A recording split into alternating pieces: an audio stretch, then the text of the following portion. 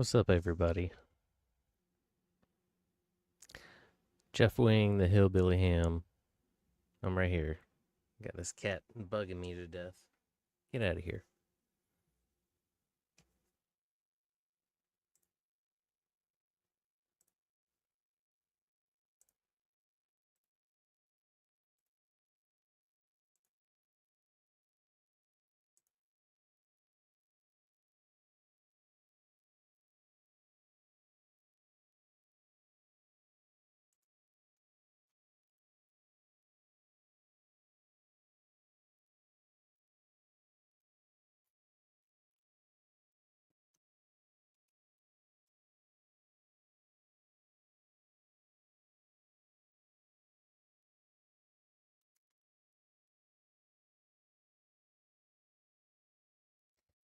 What's up, Jason? Mr. Ape. What's up, fellas? We're just gonna hang out and try to do some smart stuff for just a minute here.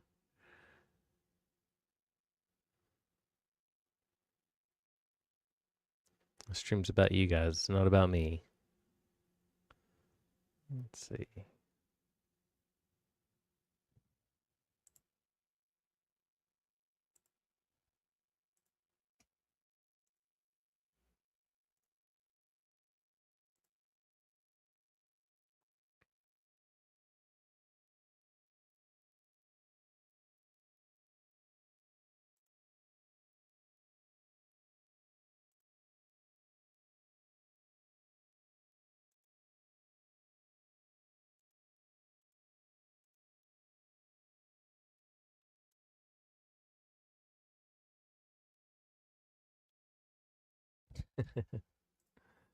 Let's jump up. Let's see if I can't. This old Tony. Listen here. Let me tell you about this old Tony. All right. So this Tony met this Tony. All right. Now we got this Tony. Now there's another Tony you don't know about. That was pretty good. Hungry Eyes on stream. All right. Hold on. Challenge accepted.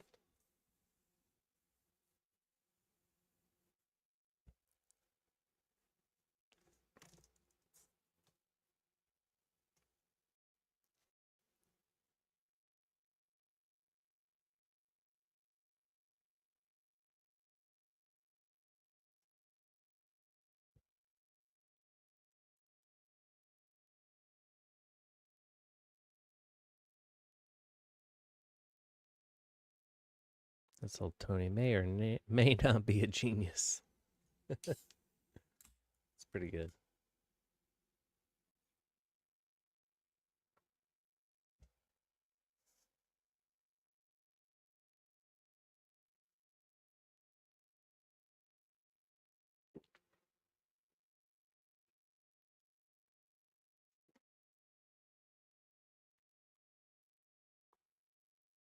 Do want to share how awesome this card is. Oh, Wes there. KI5WES.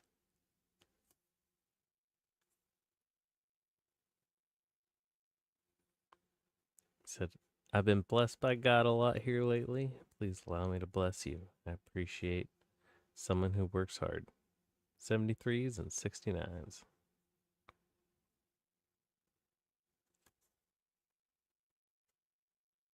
It's a pretty great card. Keep it right here. Got this one too. Oh, yeah. I can't remember what it was. Oh, yeah, I remember. Yep, I helped Peter out. He sent me some money. Not quite sure why or how I opened it like this. It's weird. Probably why I kept it. I was doing weird stuff.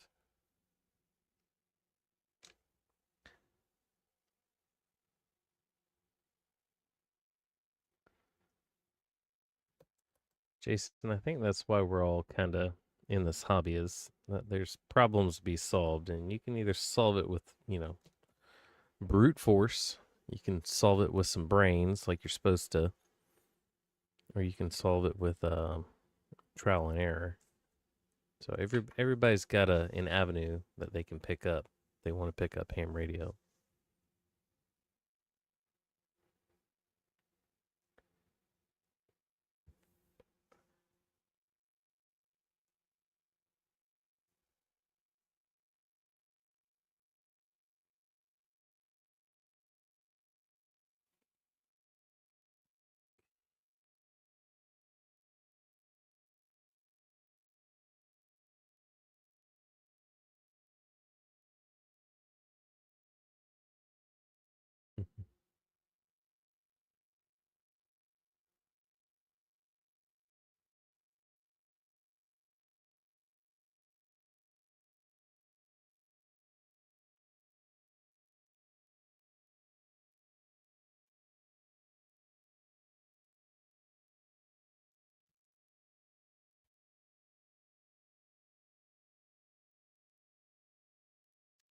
Let's uh let's talk about something.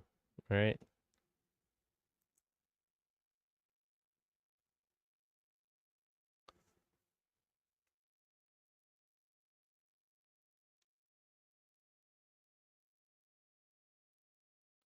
Whee. Yeah.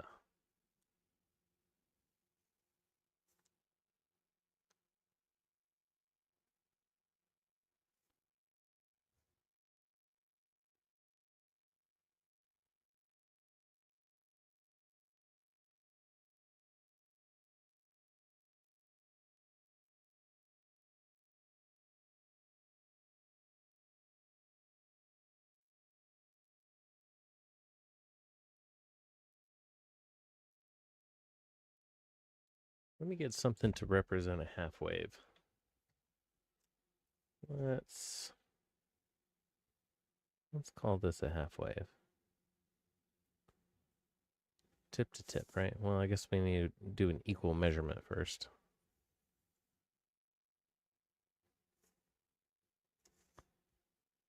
And then I need to do a further measurement from there. I can just use the halfway point to this card. Yeah. The halfway point to this card. Right, yeah. And then we'll just forget about all this. There we go. Yeah, it looks good. So let's say that this card width here is the half wave of whatever frequency that we're working with, right?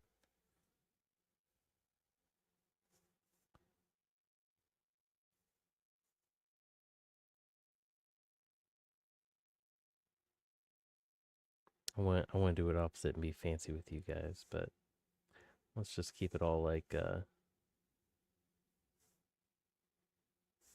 above board here. So what I'll do, also I'll practice this one or two times. Hey, it's not bad, right? Same thing here.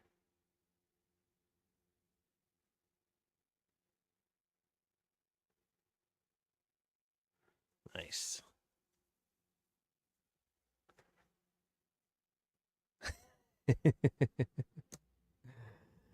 And then but we've got this extra little bit here. So this is going to be like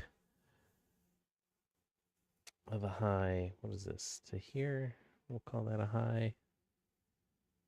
So I need just as much high here, right?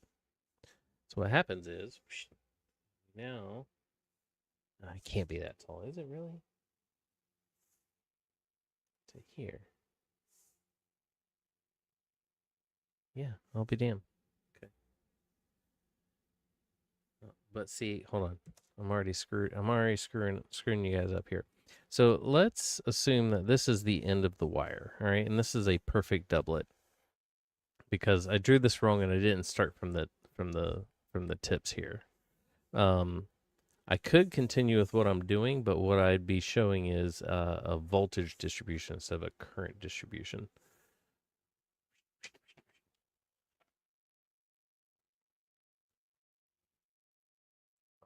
some more paper.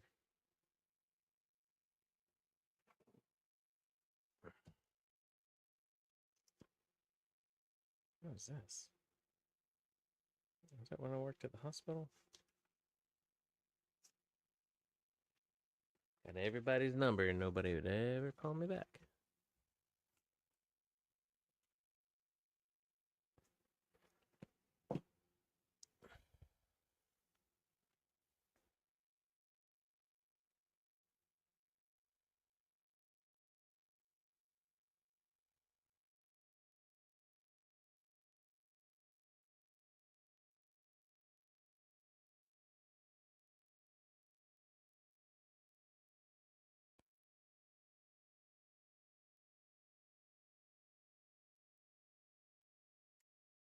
Same kind of distance here. Right to here. Here.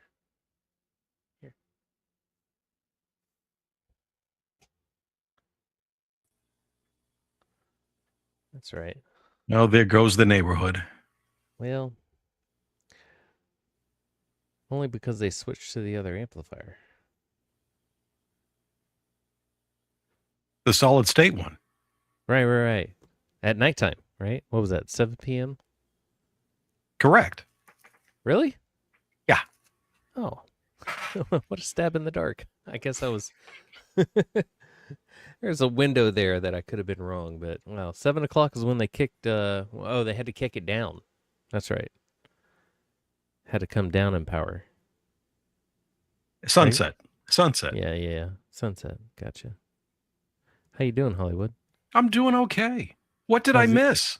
I don't think you've missed much, but how's the audio coming back at you? Oh, I hear you fine. Do you hear me okay? Oh yeah, no, you're wonderful. Do I need like a little volume boost or anything?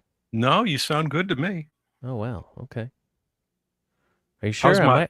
I might could turn this thing up a little bit. I got one of those ceramic screwdrivers, you know. You got a greenie in your shirt pocket. A greenie. Yeah, that's what we call them. The Exolite, the little green screwdrivers made by Exolite. They're called greenies among the engineers. Yeah. Oh, that's so you could work on stuff hot. Well, all those for the audio for the Optimod, because all the little screws are recessed inside, so that the DJs can't get in there and start screwing around with stuff. Okay. Yep. But it was still a ceramic screwdriver, wasn't it? This one was metal. Oh, okay. All right. So it was a.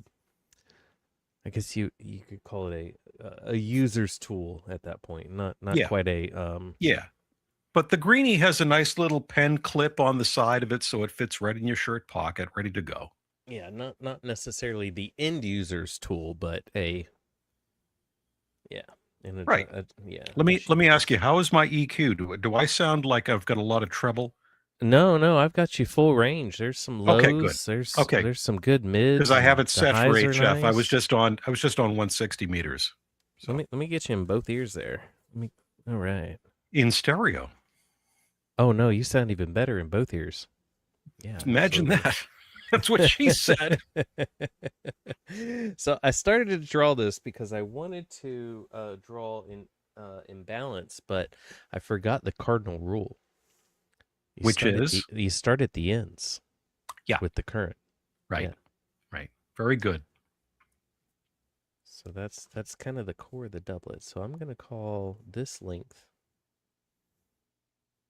my first half wave.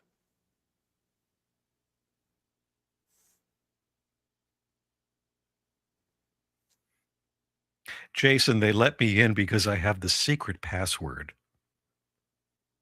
Hey, Abe. The password is Dave sent me. That's right. All right, so somewhere in between here and here, we're going to have a little imaginary bit of current. Mm-hmm. Right. There we go. Yeah.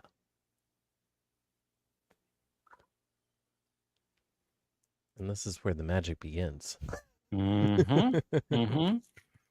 So that's really critical for those watching. What Siggy just did was start at the ends, because the signal can't go any any further. That's the end of the wire. So that's where voltage is maximum, current is pretty close to zero because it can't flow.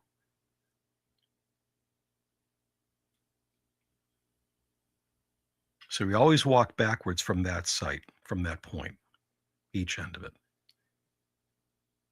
And that's really the secret that Yeah. you taught me, because I've got this 300 foot of wire, and as soon as we modeled it, it was like, here's the end of the wire, there's the wire. The model just went boom, boom, boom, boom, boom, Well, boom. what are these crib notes on your left hand, though? What is that? The 4B TV? That's the answer to the test. Well, no, this is to remind me that I am gifting a brand new 4B TV that was gifted to me to the president of the St. Augustine Club tomorrow. Fantastic. Because I think he's been such a stellar guy. And Fantastic.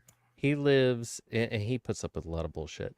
And he lives in a beach community, and it's not quite HOA, but pretty much is. You know what I mean?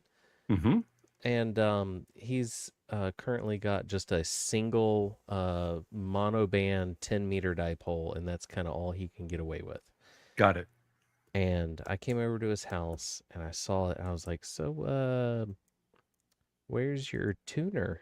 And he's like, oh, I'm just using the internal tuner, which meant I'm just playing on one band pretty much. Yeah.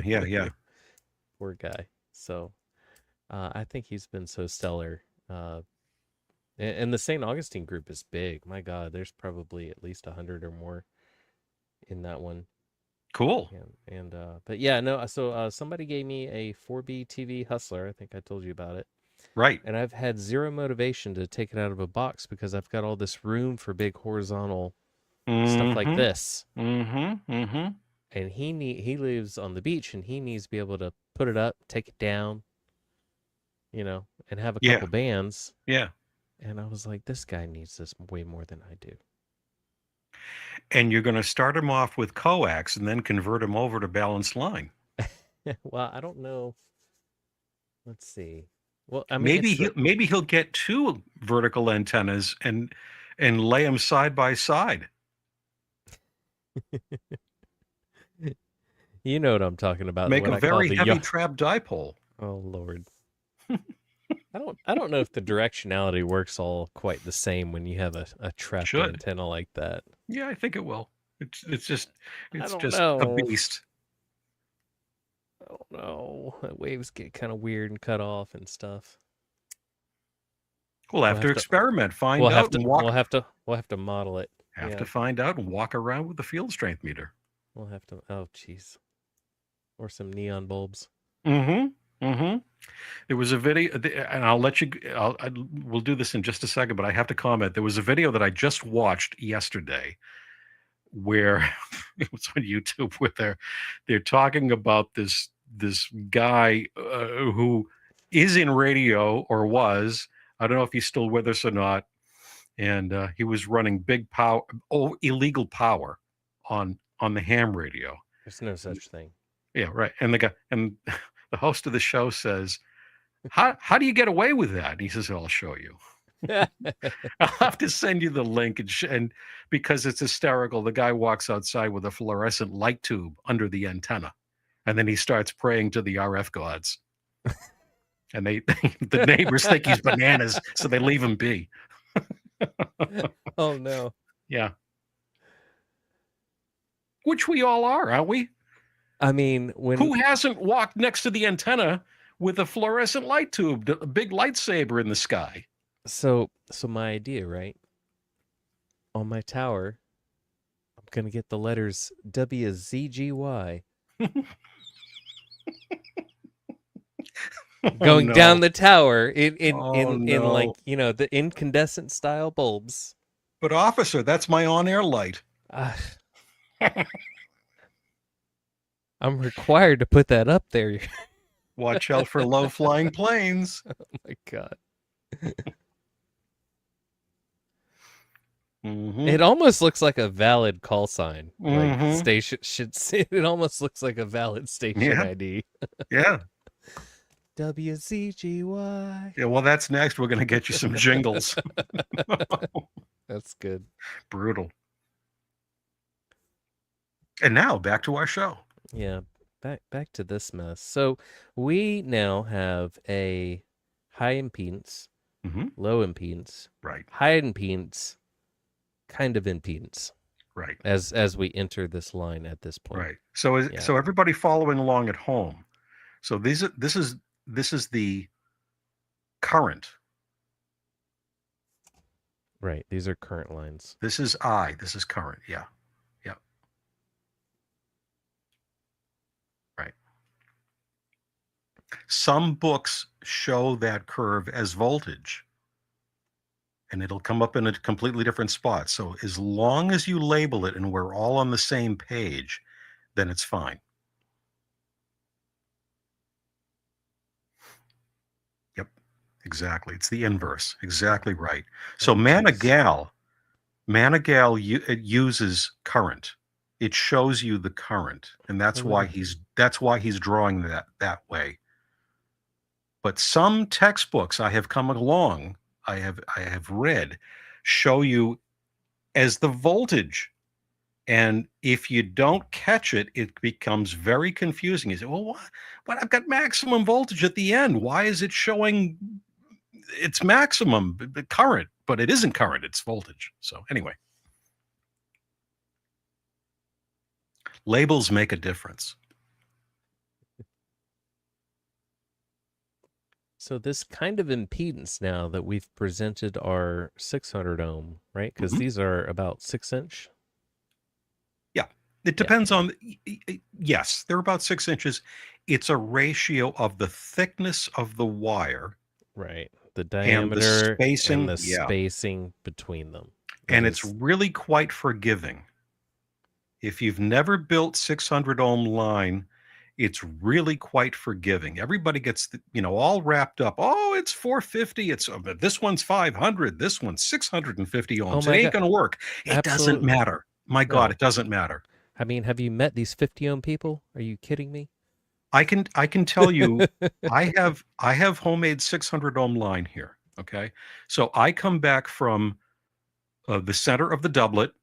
It's about 60 feet. It goes through the wall in the house, and at that point, it drops down the wall and into my tuner. Now that last 3 feet, those two wires are right on top of each other. They are not separated by 6 inches. Why? Because it looks butt ugly. So I just run them together. And it doesn't make any difference. It's really not measurable. In a lab, yeah, but in the real world, no. Not for what we're doing, because at the end of the day, guess where this is going to wind up right here. Yeah, It's going to be there's going to be a fun little box here that's going to take care of all this madness for you. Yeah. And hopefully it's got 2 inductors and just only 1 capacitor. Right. Because that's my new favorite thing. I've been spending all my money on these T and L network. Mm-hmm. Mm-hmm. And now I've realized to get into true balance, I need a double L network. Yeah. Is that what it's called? Is that Yeah. the correct name for it? Yeah. Double L. Right. Double L. Right. Is it Yep. LE? EL? And the less components that you have, well, let me say that a different way. An L has an inductor and a capacitor, just two. A T has 3 components. It's either 2 inductors and 1 capacitor or 2 capacitors and 1 inductor. The point is that 3 components has a little bit less efficiency. It has a little bit more loss than 2 components. The more components that you add in line to get to the end, the more losses you will have. So an L is the most efficient because it only has 2 components.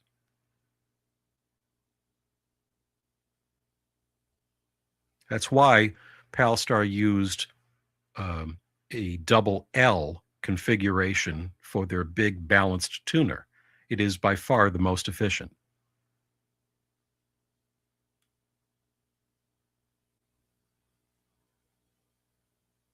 The other thing that, let me jump in, is that we talked about the spacing of the transmission line. Okay. Yep. So if it's 600 ohm, it will have a little bit less loss than 450, and 450 ohms has a little bit less loss. It's more efficient than 300. The lower, the closer that you put those wires, the lower the impedance of the transmission line, and the more capacitance that you have between the two wires.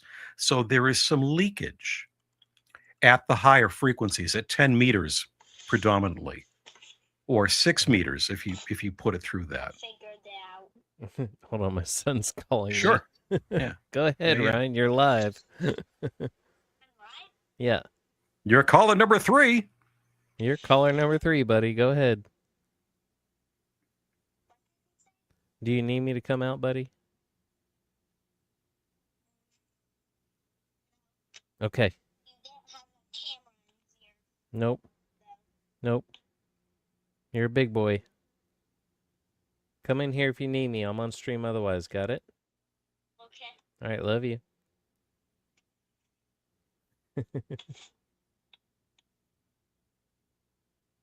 He's been trying to solve a puzzle in his game, and instead of coming in here to tell me, he decided to video chat me. Absolutely. Absolutely. Why get up? Sure. He said, I figured it out.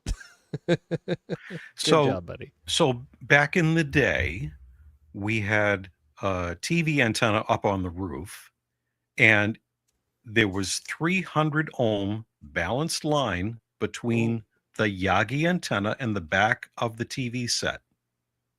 No coax, because balanced line is more efficient than coax is. I remember these It has things. much less loss. You got 2 little spade connectors. Yep. Yeah, you got a little bit of wire. And then, hold on, here's the kicker, right? You got a little box if you were lucky. Mm-hmm. And this was your, I think it was your 75 to 300 Balun? You're talking about a Balun now. Right? I'm remember? saying, yeah. And it was a monocle. It was a monocle Balun. I remember this. Yeah, but I'm saying before that time. Oh, okay. All right. So I can only go as far back as I can remember. Sorry. I understand. Earlier than that. All right. There was no Balun. Yeah. No, you got this, and you had the twin line, right? Yeah. The Balun was inside the TV set. Oh, that's right, because it was. There were just 2 screws on the back of the TV. That's it. Maybe, excuse me, 4 screws. There were 2 for UHF and 2 for VHF. Oh my gosh, you got a set for each? Yeah. Yep. And sometimes there would be a splitter that you could buy at Radio Shack that would take the 300 ohm ribbon coming down the wall, and it would split it to those 4 screws. The point in me saying this, though, is that the 300 ohm ribbon was really quite efficient at VHF and UHF. Think about that. UHF, that's amazing. That was hundreds of megahertz. Yeah. 400 megs. Oh my gosh. It's the 70 centimeter band. Okay. So we look at it now and we go, whoa, we have to use coax. No, you can use 300 ohm line. Balanced. Yeah. Kicker, guys. It's got to be balanced. It's cheap as chips. You can't just take your, you can't just take your center drive out of your radio and drive one leg and put the shield on the other. That's not what we're talking about. This does not work. Right. So let's talk about that, because that's really important too. So what Ziggy just drew there is one side of the balance line is the center pin, and the other side is the ground. The problem with that is it's not balanced. A balanced line has the ground connection theoretically, it's floating in the air. It is theoretically between those two wires on the 300 ohm line, any balanced line. It sits in the middle between them. Each leg is hot. Now you say, Hollywood, how can they both be hot? Because they are both out of phase with each other. One is going forward, the other is coming backwards. They're in opposite directions, 180 degrees out of phase with each other. And this is really important, and they both have the same amount of signal.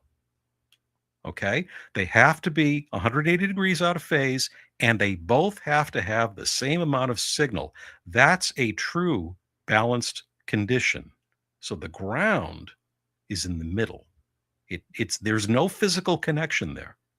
It's floating in the air. It's in the middle. This And is what you were saying about the Yeah. antenna needs to have a ground Good. point here, right? Within the secondary? You can do that, but you don't need to do that. You don't need to, but it would probably be like not a bad idea to have a bleed off resistor For static, in the middle of the yes. secondary. Yes, for static only, but it doesn't affect Nothing the RF. Right. Because it's at zero potential here. Yeah, because it's floating between the two wires, right? Floating. Now, some of you folks have a high-powered stereo system, like in your car. Back in the old days, you would have on the back of the amplifier feeding the speakers, you would have a hot out and a ground connection. And then somewhere around in the late 70s, maybe, they were able to do a balanced output where both wires are hot. And it absolutely said in the manual, when you hook up this amplifier, do not under any circumstances connect one of the wires to the chassis of the car, like we used to do. Because if you do with this amp, you will burn out one side. It's a short to ground. So that's a balanced line. Telephone wires are balanced lines. The old POTS, P-O-T-S, plain old telephone system, is a balanced condition. Microphone cable that has what we call a cannon plug with the 3 pins, that is a balanced line. Ethernet is also balanced line. There are 8 wires in it. There are 4 balanced wires inside, and they're twisted, but they're balanced. So why do we do balanced? Twisted pair. Yeah. And I'm watching the chat to see if anybody comes up with a quick answer. Why is sometimes balance? Oh, you know where else we use balance? In your car. I'm not just the amplifier. For the data. Oh, I got this one. I know this one. Yep. All of our CAN bus communications are balanced. That's right. It's all twisted pair balanced, right? They sure are. What were you going to say, Hollywood?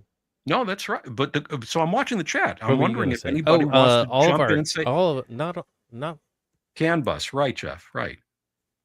So, but why? Why not use one hot wire and the return being the ground of the car? Or why not in a microphone? You know, I'm at the PA system. I'm up at the podium, and I've got a microphone going into the PA and out to the speakers. And that line from my microphone is 50 feet long. I'm set up outside, let's say. It's 50 feet to the amplifier. Why would I want to use a balanced line as opposed to an unbalanced line?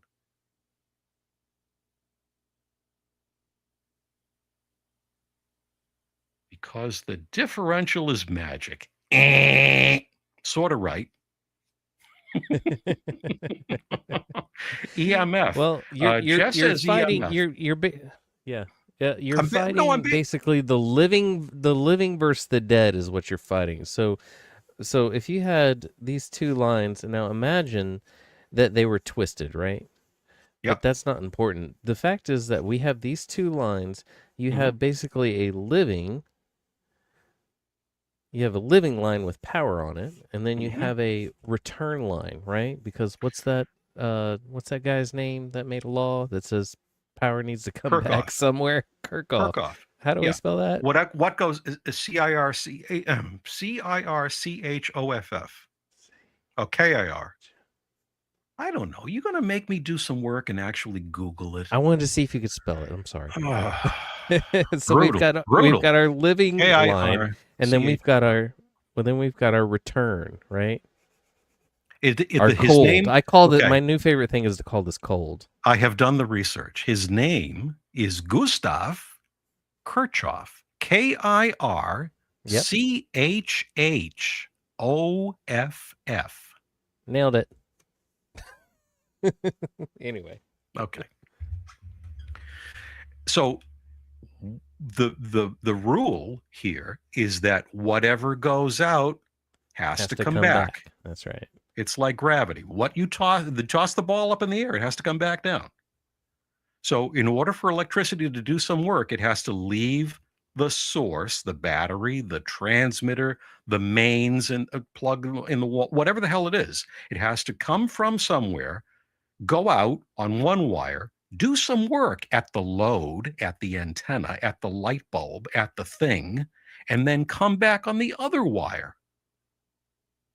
Okay. And the currents on those two wires are equal.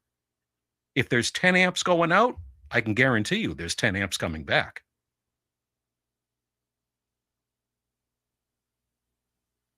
Okay. Yep. So now, but nobody really answered my question here. Jeff kind of got a little bit close. He said EMF. So let's expand upon that. Why do we use balanced line? Why is in some cases balanced line better than unbalanced, which would be coaxial cable? It's not always better, but sometimes it is better.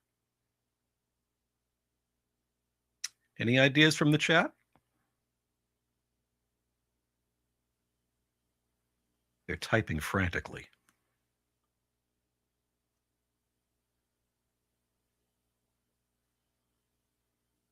I'll give it another couple of seconds here.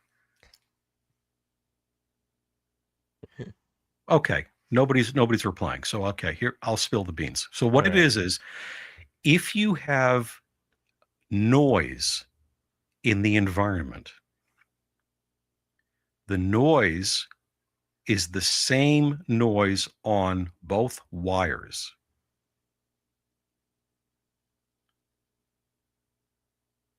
It's the same amount of noise on both wires. That's called common mode.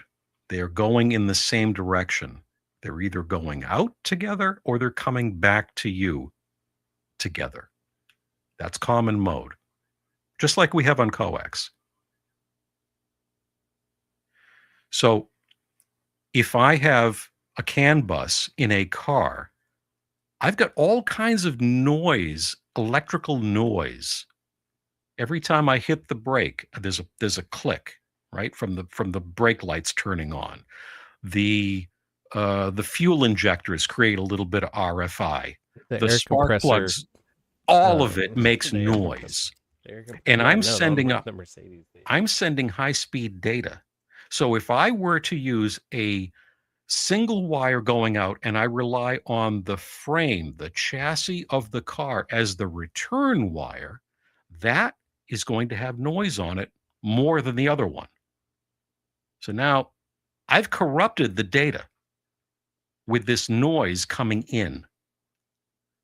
If I use a balanced line, the noise, it's not connected, either side is not connected to the chassis where the noise is. So either side is equally influenced by the same noise.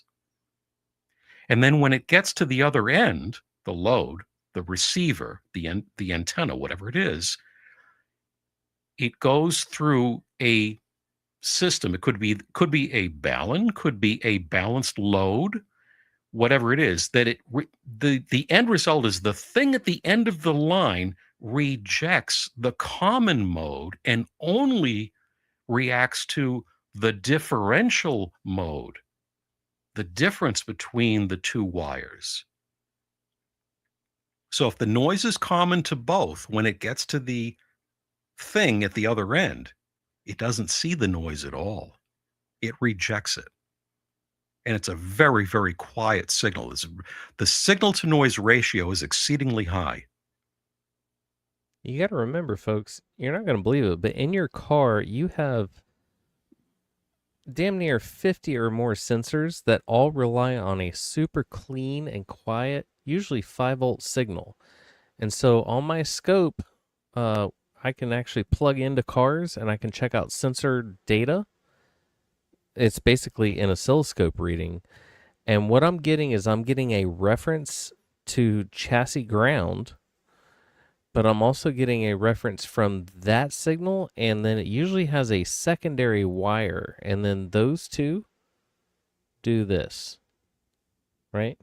Mm-hmm. Yeah. They dance together, and that's what every sensor has. Every sensor has a ground reference, and then every sensor has a power reference, and then those two wires are typically bound together, and they're trying to cancel out the best they can and get you a neutral of the two of them, because like Hollywood stated, there is just an absolute madness amount of things going on that you have no idea. And the noise from your fuel pump is a big one. The noise from everybody forgets your damn your coil packs, they're firing 60 times a second individually, and those are massive spikes to ground, right? Mm-hmm. Like Yep. super high voltage to ground. And let's see, the fuel injectors, those have always been a problem. Even the diesel guys that are ham radio guys, they hate their injectors if they've got any kind of electronic injectors, because they are crazy noisy. So yeah, your car is a madhouse of Every EMI. time that you make and break an electrical connection, there is a minuscule spark. And that spark, and it goes back to the old spark gap transmitters that we had in the teens. Okay. That spark is energy. It's a cluster of RF. And once you attach it to a wire, which is already there because you're feeding current in and you're asking, of a ground connection to come back, right? That whole thing is an antenna. So the thing radiates. You go Wonderful. flip the light switch on in your room, you put an AM radio on between channels, you'll hear the little click every time you flip the lights on and off. That tiny little spark inside the switch is enough to do it. Okay, so there's noise all around us. And when you use a balanced system, the noise is equal on both sides. And then when it gets to the end of the line, it's still balanced. And the load, in this case, we're doing a dipole or a doublet antenna. Each wire goes out from there. And so the common mode has nowhere to go. It's equal on both sides. So if the noise, I wish I could draw on the screen, but if the two wires, let's say the left wire has noise on it and it goes to the doublet and then it goes off to the left, 100 feet to the left. And the right wire goes up to the doublet and it goes 100 feet to the right. The noise on each of those, now the noise is still there, but they're going in opposite directions. Therefore, they cancel. Right, and so what I did a couple pages before is that instead of drawing like a symmetrical wave here, I drew Mm-hmm. a asymmetrical wave, Mm-hmm. and then what's Yep. going to happen here? Let's see Yep. if I can do this at a yeah. Well, before you do that, okay. I was going to say, just draw Whoa. arrows. Just draw a So couple of arrows. so what we've got is we've got an indifference potential between Yep, these two, right? that's true. Yeah. So that's what I was trying to get at. But show This it is a with little arrows high. because because this trips up a lot of people. So same page. Well, I mean, I can do it again. Okay. Okay. All right. The left one put an arrow going up on the balanced line. Yep. Right. And then where does it go? It goes to the insulator and then it goes to the left. So the direction of the arrow is also to the left. Right. Correct. Left. Correct. Who's on first? Do the opposite direction on the other wire. So now it's going down and coming in. Right. Right. Right. So when it is balanced, guys, the doublet, the horizontal part, is all going in the same direction. It's making RF. Keeps going. But if the two balanced wires are going in the same direction, then the opposite is also true. They cancel when they open up into the doublet. Now they're fighting each other, the two signals, and they cancel. It's a +1 on the left and a -1 on the right, and the net is 0. Nothing happens. So let's bring in some crazy long signal. Mm-hmm.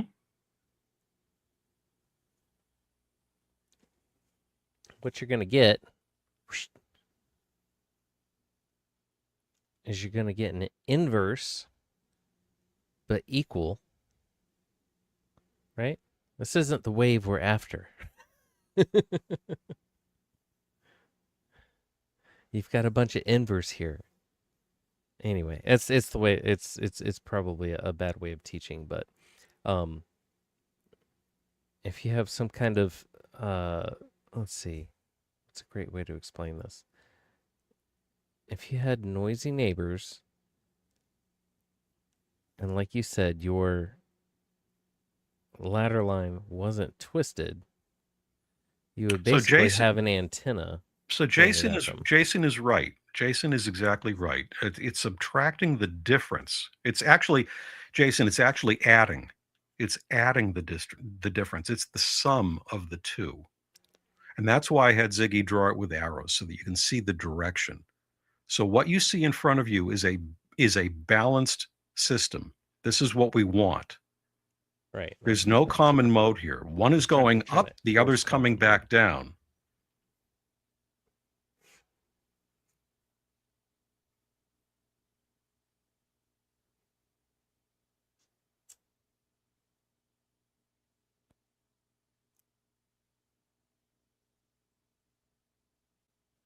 I could do this all day, folks.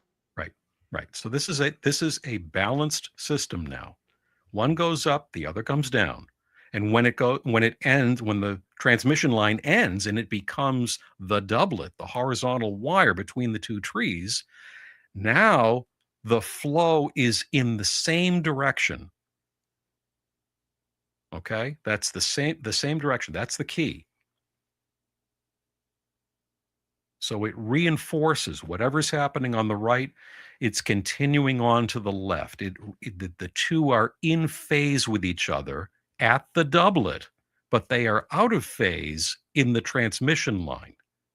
So they cancel in the transmission line. That's why the transmission line does not radiate, because they're going in opposite directions. One is canceling the other out. The fact that these two are traveling in opposite directions, yep, they only help each other. They're not fighting against each other. They're it's basically like there's a big gear between them, and they're just basically. That's a good way to look at it. Yeah. Yeah. There's a gear between them, and the center hub of that gear is ground. It's 0 volts. It's ground. 0 potential. Right. Bingo. Yeah. It's 0 potential. Exactly. But that's what they do. They slide against each other. The fields do. There's an electrostatic field and there's a magnetic field. And they both are going in opposite directions. And because they're in opposite directions, they slide against each other very easily. Almost effortlessly. Yeah, there's a little bit of resistance, but not much. Very, But yeah, if hard they to measure, go, actually. and this is why, if you look at, and we can get into this a little bit later, but if you look at a one-to-one choke with the two wires wrapped side by side, if you have a picture of it. A dual bifilar. Mm-hmm. Yeah. Probably has one already made just for this show. A dual bifilar? Let me see. Actually, yeah, I got an old one right here.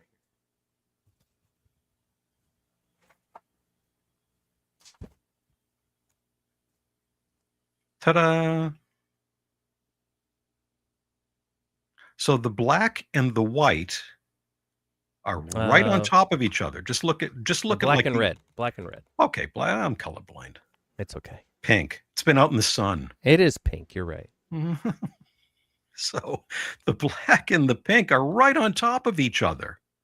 They're laying right next to each other. So the signal, one goes forward. Let's say it's the pink goes forward, and the black goes backwards. So they slide against each other. In this build, all black is connected to cold on the unbalanced input. Mm-hmm. And both red are connected to the driven on the unbalanced input. Right. Yep. Just okay. So the differential currents, one going forward, one going backward, that's differential, that goes easily around the toroid and comes out to the two posts.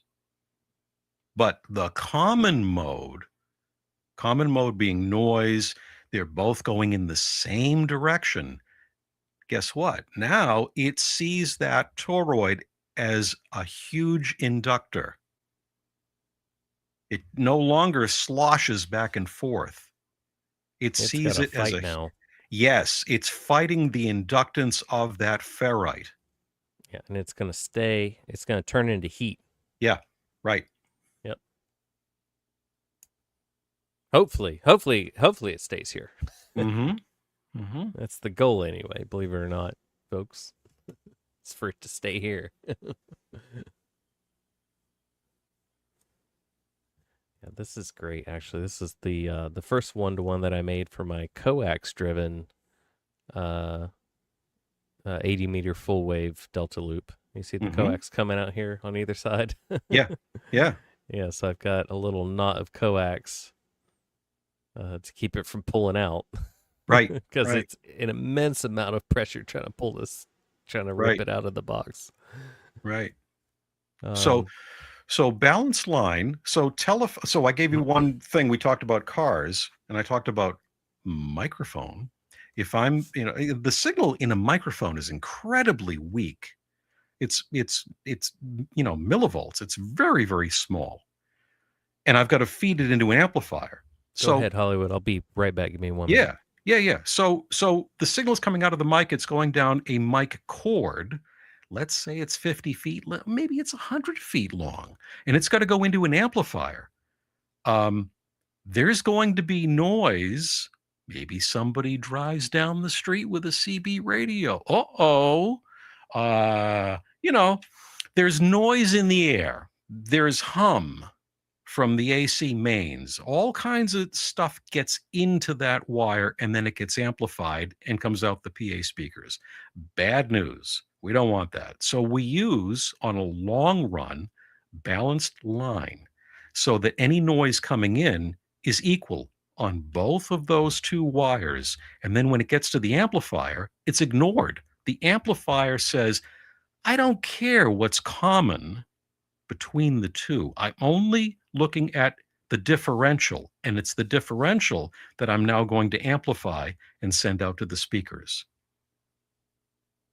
Okay, so let me read this. So Jason writes, by the way, this is the same lesson anyone who wants to tap an XLR mic use. And Yep. Level and impedance. Yes. 100%, Jason. Right. Yes. So And the same is, so we did the car, we did the microphone thing. Oh, telephone I wanted to talk about briefly. So can you imagine if you've got two wires coming into your house to run the telephone, the plain old telephone system, right? How many wires are going down the street? How many wires after they get to the street, they go into the telephone company and they're all bundled together and they go under the street. And then they go from there, in the streets of New York, there's billions of wires. Well, they're all going to interfere with each other. So what they do is they use, again, instead of one being hot and one being ground, they both handle the same amount of signal from the phone, from your voice, and they also twist them.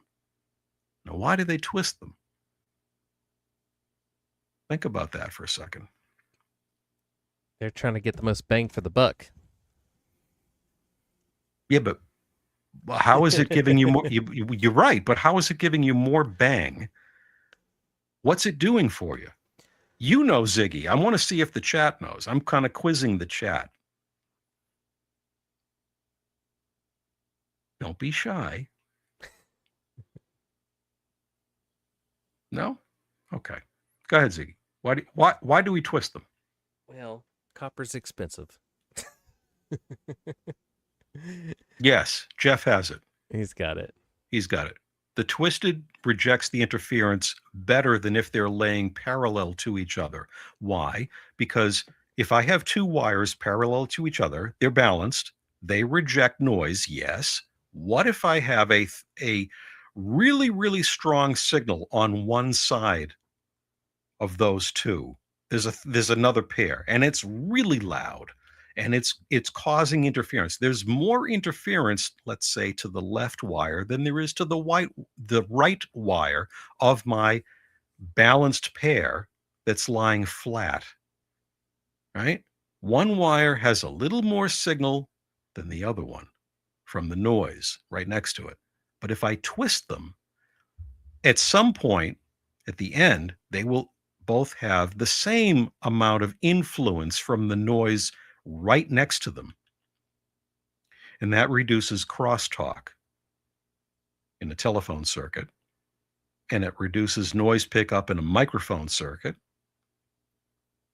And it helps it for the data integrity, again, the signal to noise ratio in Ethernet cable. It's all the same. So when you run your balanced line to the antenna, if you're a DX station and you are really concerned about noise infiltration coming in, you want to twist that balanced line going out to the antenna. And it doesn't have to be a really aggressive twist, but every couple of feet, flip it over so that both sides get the same amount of noise from the neighbor on the left. This is the idea that I have, right? So if we've got some kind of man-made noise on our doublet, something loud happened over here, right? We don't know what it was. Something from our neighbor's garage just went bang. And we got this on one half of our doublet. We got all this noise. And what's going to happen is it's going to immediately try to, I don't know which way to describe this, but it's going to try to cancel? Not cancel. It's going to merge. It's going to try to keep merging. Now, whatever this frequency is, and I'm sure it's super high frequency, it's going to happen many, many times. But because these two are so coupled together so well, we're going to basically mitigate it out of existence because it's not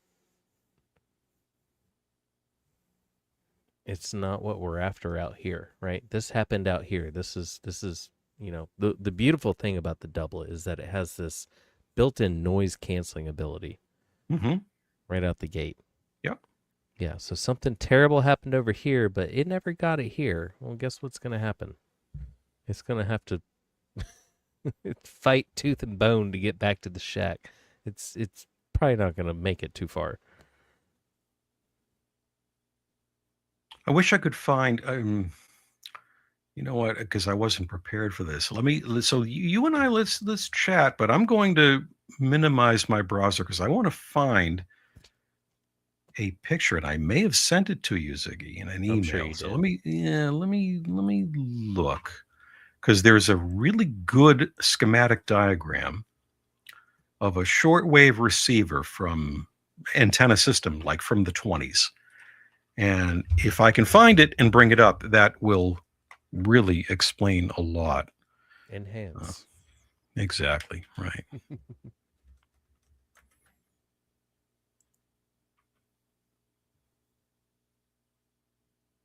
Okay, so I don't see it on my email.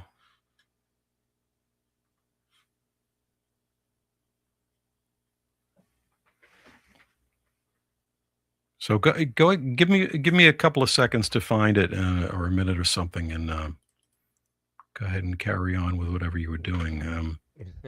Yeah, yeah. Give me some keywords Keywords like what? What do you mean? as to what you're looking for. Oh, it's an antenna for a shortwave receiver. It was in. I can see it in my mind's eye. It's a unbalanced antenna up on a pole, goes through a balun, comes down through balanced line, and then goes into the back of the rig, back of the shortwave radio. This is like 1920s, that vintage, 100 years ago. But the reason why I wanted to bring the schematic is because they show the ground connections. It's sort of a unique way of doing it. It's not overly simplistic, so, and that's why I saved it.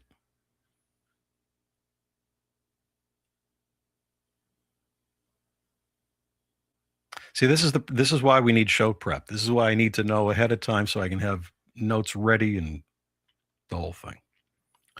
I don't know what I called it. I was being selfish. This was just a. No, it's cool. It's fine. All right, so let's skip that. Let's keep forward momentum. Yeah. It's in one of my 1,000 books, because for those that don't know, I enjoy reading the old material, the 100-year-old books on ham radio and two-way radio. And I save them. At some point, they're going to go away. They'll be misplaced. The web Nope. page goes down, whatever. So I'm a pack rat, and I save them to my NAS, and then I have them. And I use them as teaching material. And that's what I was referring to, one of these diagrams. Well, so a big thing I do want to say is, a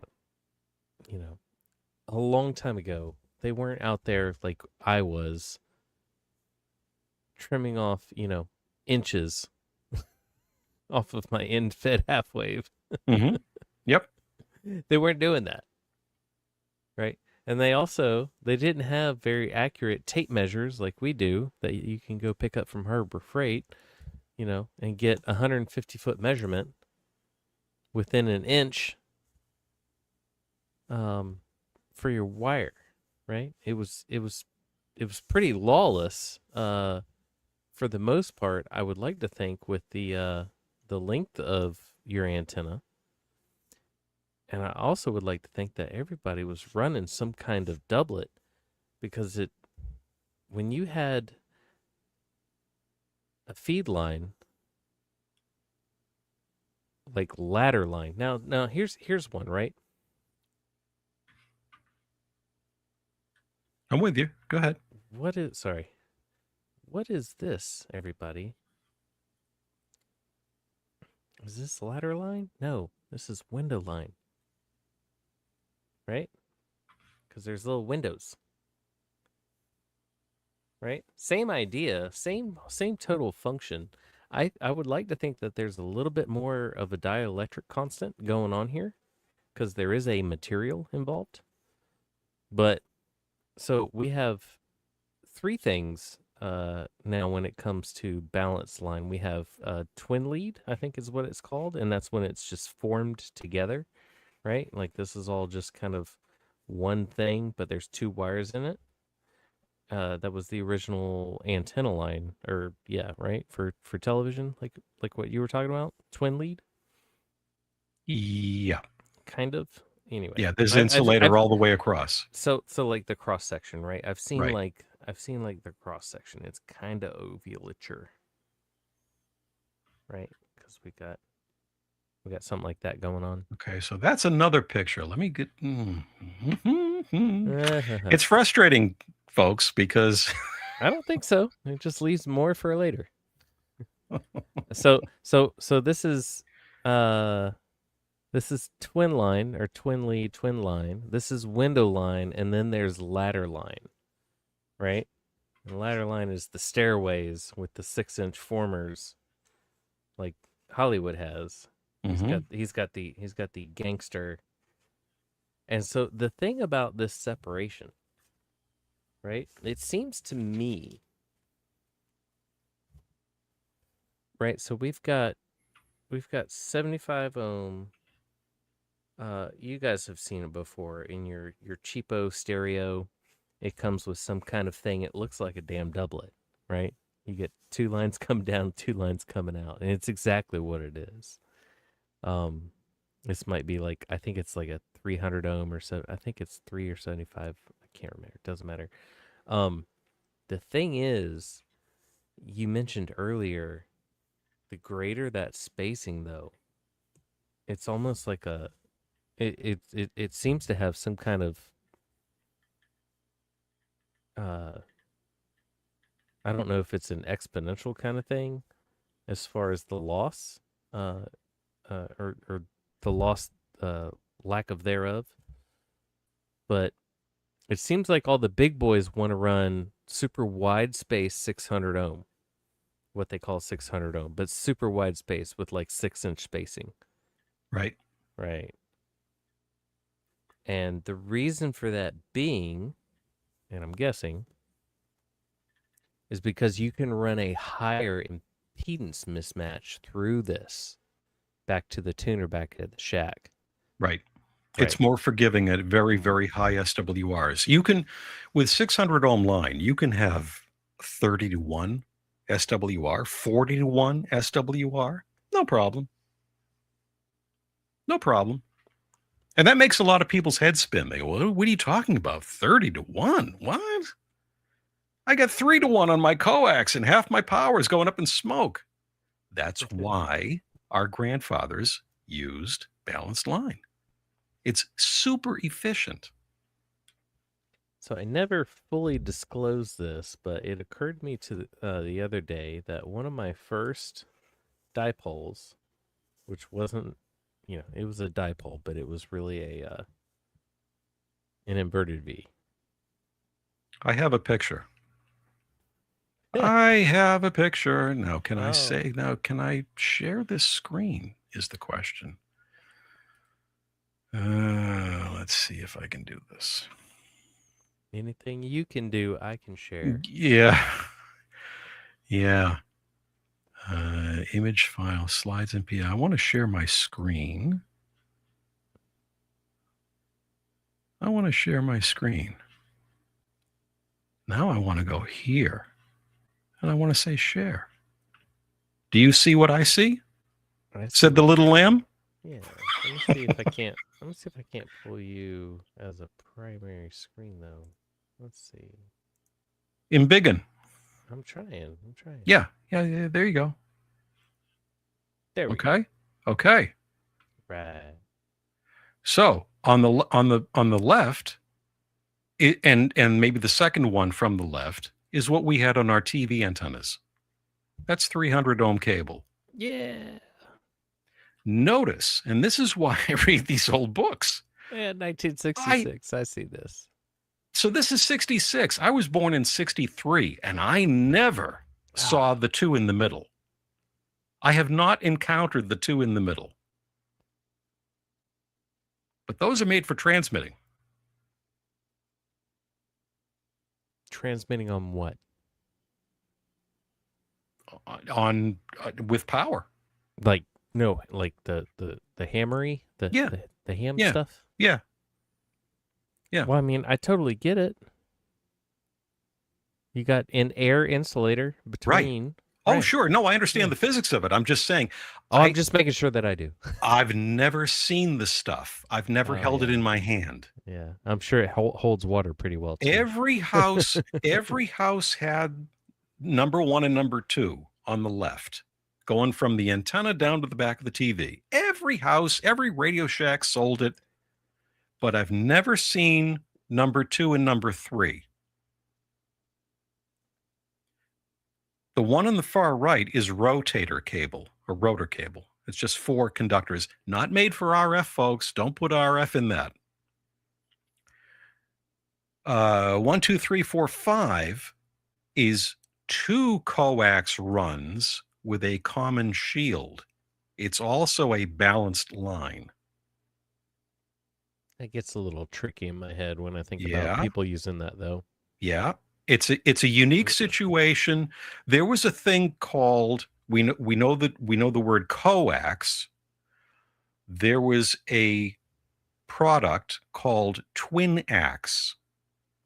And twin ax is 2 conductors that they look like that 1, 2, 3, 4, 5 over picture, and then they have a common shield around them. So it's a balanced line with a shield going around the outside, which is then grounded. And I think the military use that a lot. My R390 has a plug on the back to take twin ax. And I may be mistaken about it, but I think they also used it in the really early days of networking before they went over to like coax and token ring and all that jazz. So the point is, this stuff doesn't exist anymore. You can't get it. You can maybe make it, but you can't buy it. It's and well, not the number 3 or 4. No. So, but again, this is why it's really important to see the old stuff if you're into that like I am, because it teaches you what we had, what was commonplace back then. So sometimes you'll read a book and it'll say, "Well, use this in the circuit." And you go, "What the heck is that? What are they talking about?" And now you know. Let me scroll down on that picture a little further. So here are some more balanced lines, and you see the one on the far left, they're like right on top of each other. What does it and it say shows about that one? Can you see my arrow? Can you see my cursor circling? Let me see. 75. It's 75 because they're really tight to each other. They're right on top of each other. Okay? As we go further apart, the impedance goes up. So these are all 300 ohm. Yep. Okay. And these are made by Amphenol. Okay. Amphenol. Like sold by Amphenol. Yeah. Which is American phenol, which is a insulator. Let's see. Yada yada yada. This is, by the way, this is a free book. This is if you guys at home want to write this down, it's the Antenna Handbook. You can see it right here in the upper left from Glanzer is the guy's name.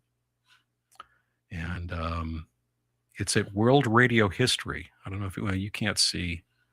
I can put this in.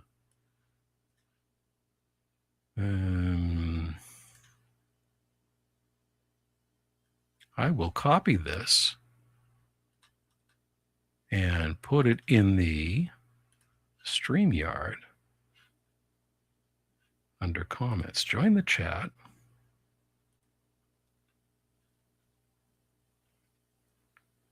Where's my paste? Paste is MIA. What happened? Good Lord. Oh, connect. I have to connect. Nobody told me this was going to be easy. That's okay.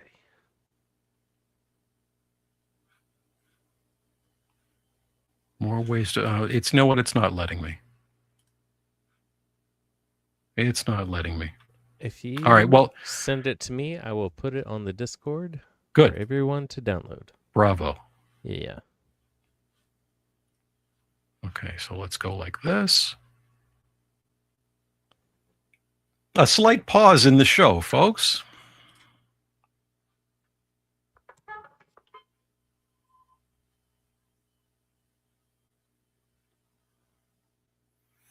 And 75. All right. And here's the link.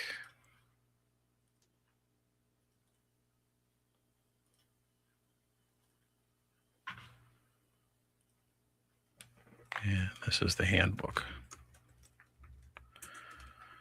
And send. And off it goes to you. And I will post it for everybody in the chat. Okay. I was just thinking about this the other day. And I've already been over.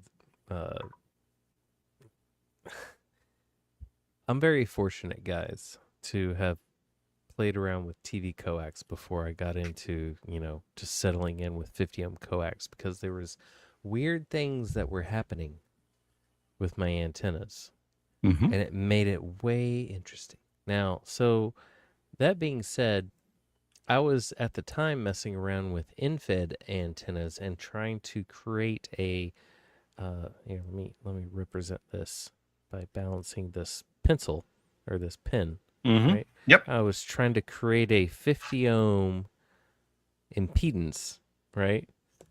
Whoa, it's hard. In-fed antennas are actually a lot harder than I ever thought, but that was the very first antenna that I started out with, and that's how I learned about impedance matching. But here's the kicker.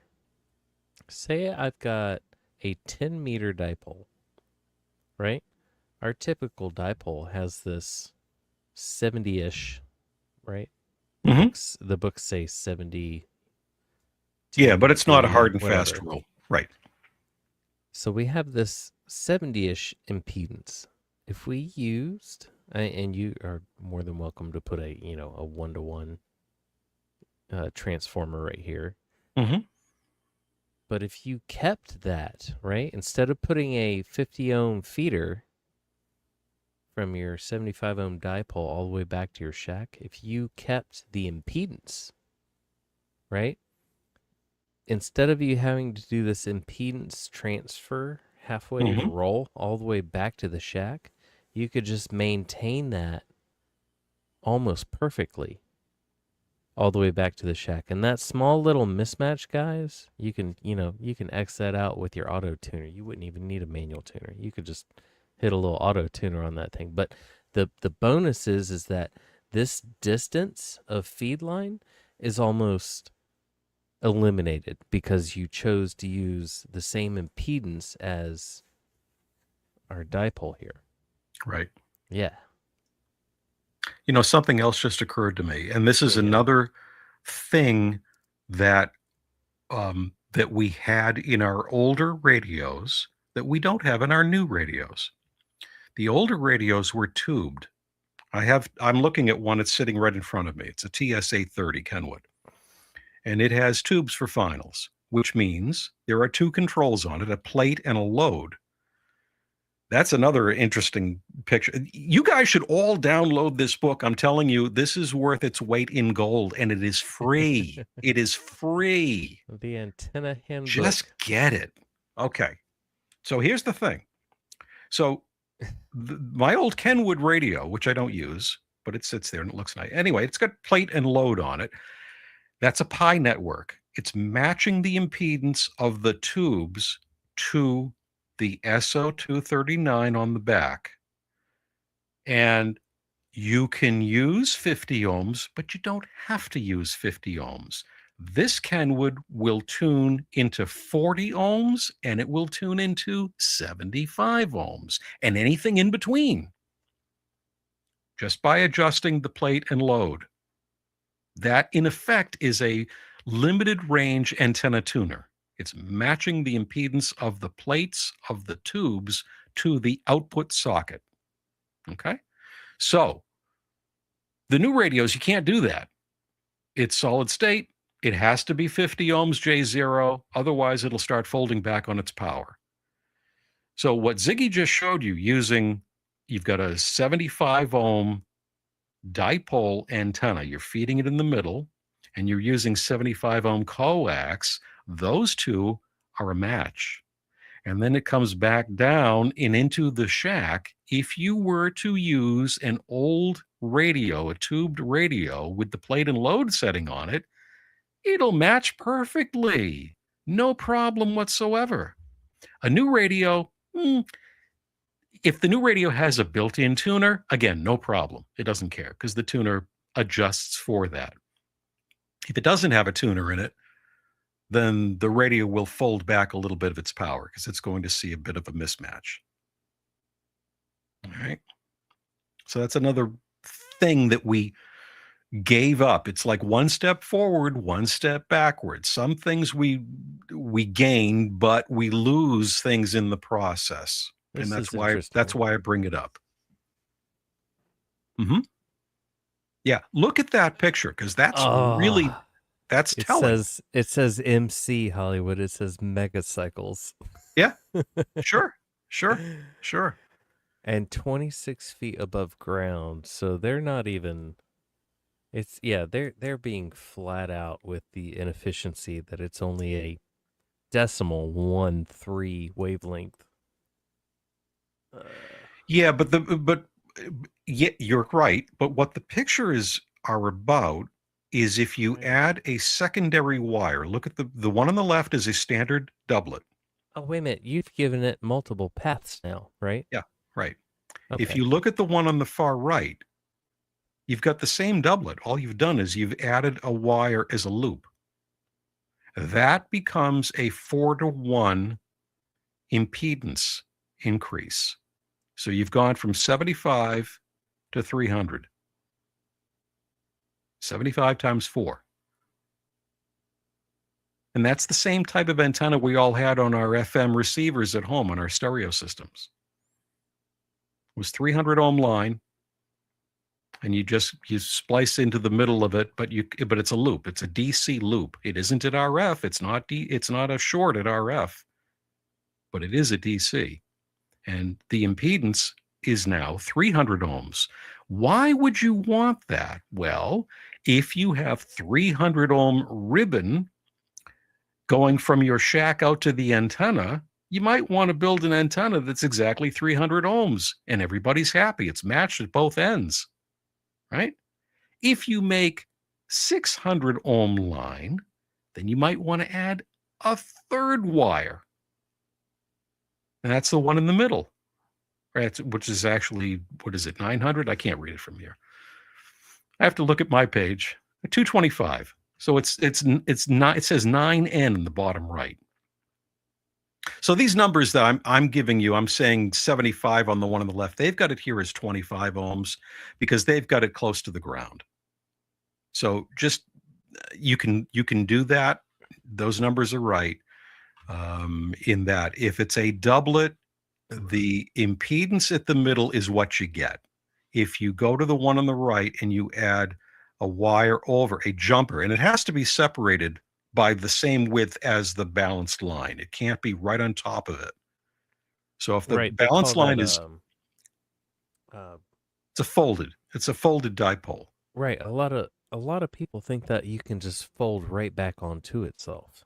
Yeah, no. And no. If you ever look at the current, you'll realize that's not a good idea. So the width of the transmission line, whatever it is, let's say it's 3 inches across, then the top wire, you want to be 3 inches above the doublet, the original doublet. It's the same distance. If you're trying to make it invisible, yeah. No, it's not about invisibility. It's about the ratio. In order to get that 4N, if you look at the picture on the right, in the bottom right-hand corner of it, it says 4N. What that means is it's 4 times the original impedance of a regular doublet. It's a multiplier times 4. So in this book, they're saying the doublet is this particular example is 25 ohms. And if you times 4, you get 100 ohms.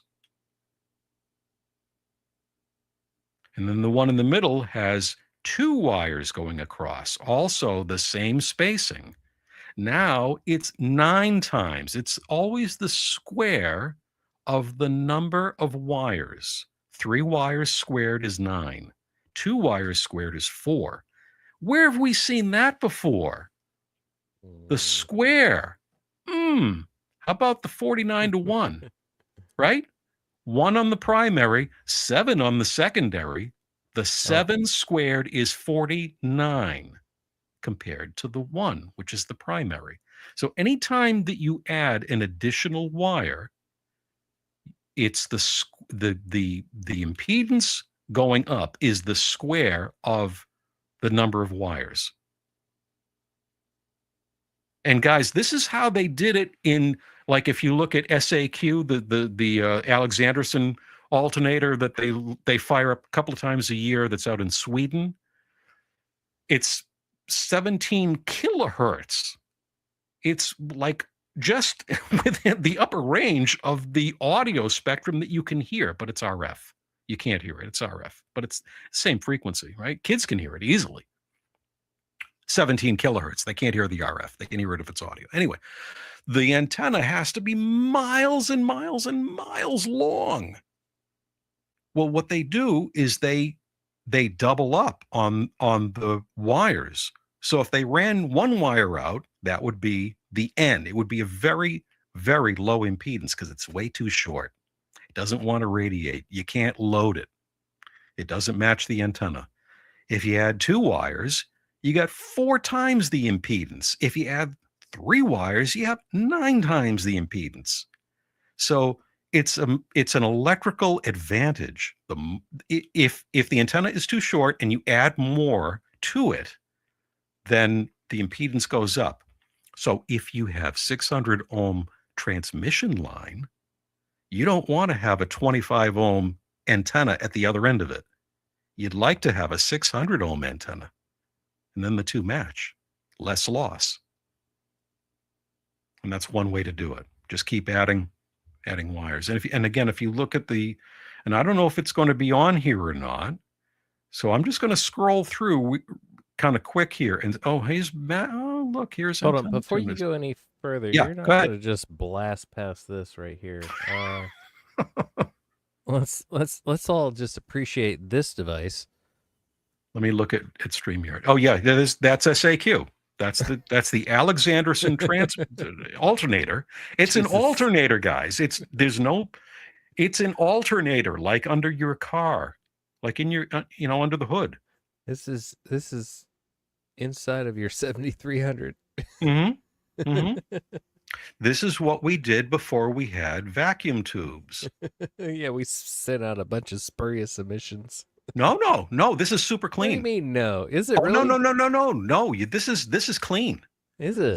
This is an alternating. But at one frequency. Yes, 17 dot something kilohertz. Okay. Right. And this was built in Schenectady, New York. Oof, that's a rough one. Okay. Built in the United States. And Reginald Fessenden, who was a Canadian, he had a thought about how to do it, and he contacted an engineer for, I think it was GE at the time in New York, and said, "Can you build this thing?" It's a completely different way of making alternating current because it's such a high frequency. And this is a whole show in itself. This is a whole really deep dive. But what Fessenden needed was a very high frequency that would radiate, but that he could then modulate with his voice. And he did it. And he did it on Christmas Eve in Massachusetts at Brant Rock, which is part of Marshfield. It's just a few miles north of Plymouth, Massachusetts. And he was the first to put a voice on the air. And he did it with this type of an alt. It wasn't as large as this one. It was a smaller one, maybe 100 watts. This is a couple of thousand watts. But that's how it was done. It was earth shattering. Can you imagine being on a boat? You're the radio guy on a boat, and you're listening to Morse code, and that's all you've ever heard. And Fessenden Station comes on the air in Morse code, and he says, "Hey guys, tune in on Christmas Eve, and you're gonna hear something really, really, really different." You're not gonna hear a beep or a bop anymore. They freaked out on the boat. They thought they were hearing ghosts. It had never been done. What? A voice in my headset? What? Listen to this. I can't believe it. And then Fessenden pulled out a violin and he started playing Christmas music and he had everybody sing along. They didn't want to sing. They were embarrassed, but he read poetry. There were all kinds of stuff. It was a little, and there was they redid it. And I have a recording of that. So it's on the internet if you want to see it. Meanwhile, this thing's spinning in the background. And they light this thing up. They spin this bugger a couple of times a year. They put it on the air. And they show you if you go to YouTube and you search for SAQ or Alexanderson alternator in Sweden, you will see these videos. And they walk you through the whole plant. They show you the antenna system, everything.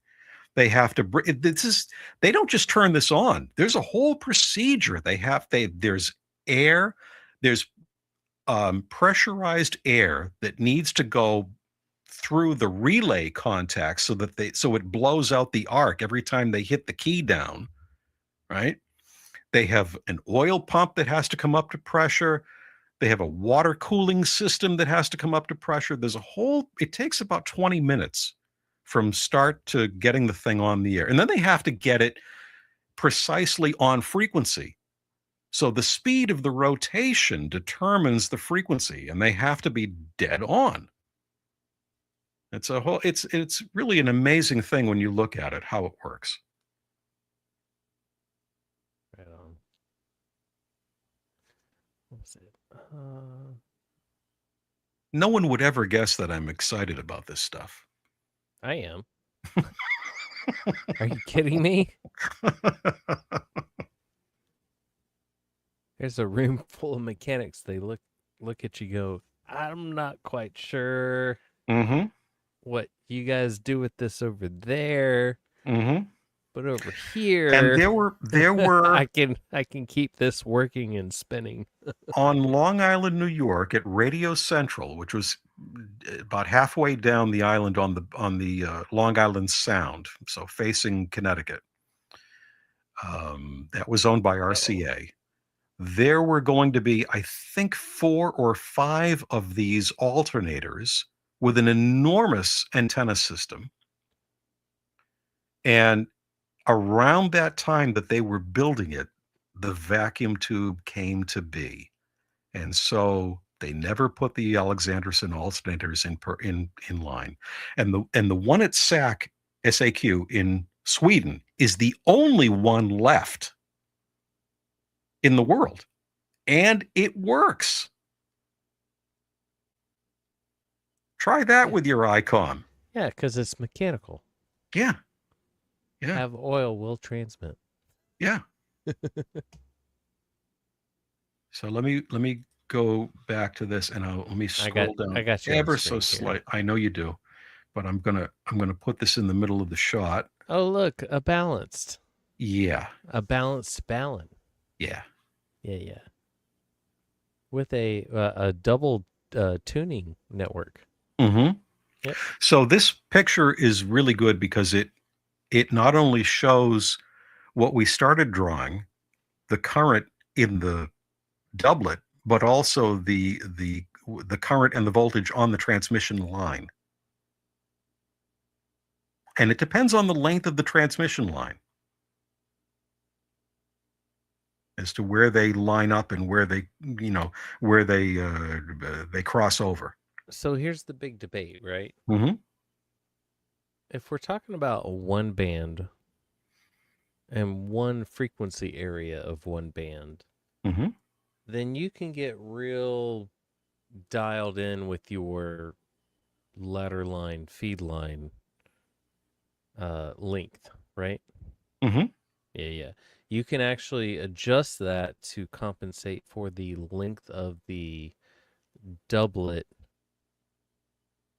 as a whole. Mm-hmm.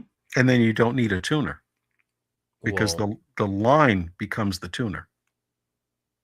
the line becomes the impedance Yeah. rolling match, Right. right? Yeah. So we're Right. going to fall somewhere in between 50 and 600 ohms on Mm-hmm. that particular frequency. Now, Right. here's the kicker: we get to play with the harmonic side of things. We get to play with what I've played with on 75 ohm coax, and I've gotten to bring have a 75 ohm impedance out there, but yet my radio sees a 50 ohm impedance back in the shack, and that's all Mm-hmm. because of the impedance half wave transformation roll that happens on the feed line. Now, when we have a 600 ohm feed line, does that impedance transformation um, length increase? The length is determined by the velocity factor of the line, of the balanced line, and the Yeah. frequency that's going through it. Right. Okay. So it has nothing to do with the it has nothing to do with the half wave impedance roll. It's always going to incur within the velocity factor of the material that you're working with. Right. Okay. And a quarter wave back, it'll invert. So if it's low impedance at the center of the doublet, like we see here, it's a high current. That's a low impedance. It's Ohm's law. More current, less resistance. So it's a low impedance at a quarter wave back down that line. And this is not to scale. That line would probably be longer in the real world. It's just they drew it that way so that it shows up on Yeah. the page. But a quarter wave Exasperating. back, it becomes a high impedance. And a quarter wave further back from that, so now it's a half wave on the length of the line. It's exactly the same as what you see at the end of the line at the doublet. So every half wave of the line, it repeats. And every quarter of the wave, so a half of a half wave, a quarter wave, it inverts.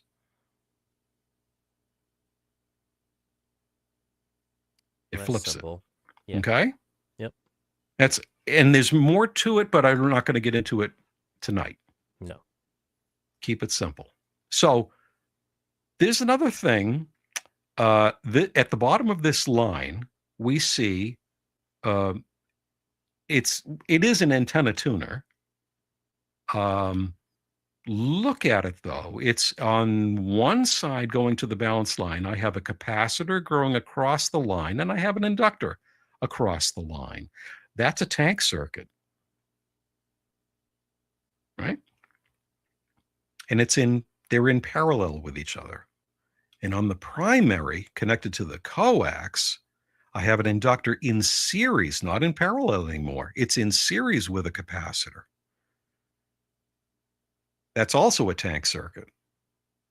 But when it's in series, it's designed for low impedance. And when they are in parallel, that works with a high impedance. So right away, we can see that it's transitioning from a low impedance, which is the coax, to a high impedance, which is the balanced line. So in an ideal situation, I would like that line where it mates to the tuner. I would like it to be a high impedance at that point. That's where that thing is going to sing really well. It isn't going to sing as well if I made the balanced line a half wavelength long, because now it's going to be low impedance at the tuner. The way that tuner is drawn, that tuner has a high impedance output. because those two, the inductor and the capacitor, are in parallel. Now, what I do see is that the input and output are galvanically isolated. Yes, they are. Right. Galvanically. Right. There's Galvanically? no, if you look at it, there is no, you see a ground connection on the coax, but there is no ground connection on the secondary or the balance line or the doublet. The whole thing is floating. That's why I started with saying the ground is a theoretical measurement between the two wires of the balance line.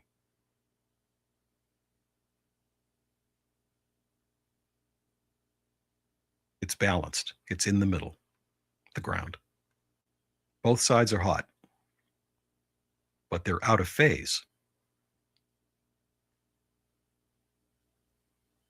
I'll give you another example. The wire coming in off of the street on the top of the telephone pole is high voltage, therefore high impedance, and it's one wire, and the other wire is the earth. So it's an unbalanced, think of it as, it's not coax, but it's an unbalanced system. And then it goes into the transformer, aka the pole pig. And the output of the pole pig is balanced. It has two hots. And the voltage between the two hots is 220. And one side to ground is 110 or 115. And those two lines and the ground go into your house. So your house is balanced. But the wire at the top of the pole is unbalanced. So they're doing the opposite, because they don't care about noise. It's not about noise. We're not transmitting. We're sending as much signal as we can with the most efficiency that we can, and we do that because steel wire isn't really a good conductor. But if we up the voltage, we can overcome the resistance of the wire. So that's why they do that. So this is sort of the same. If I have a really, really long run, if I'm a shortwave, I'm not a ham anymore. Let's pretend I'm a shortwave radio station. Sometimes we wonder. I'm in Okeechobee, Florida, and I'm pushing out 50 kilowatts. And I have a rhombic antenna.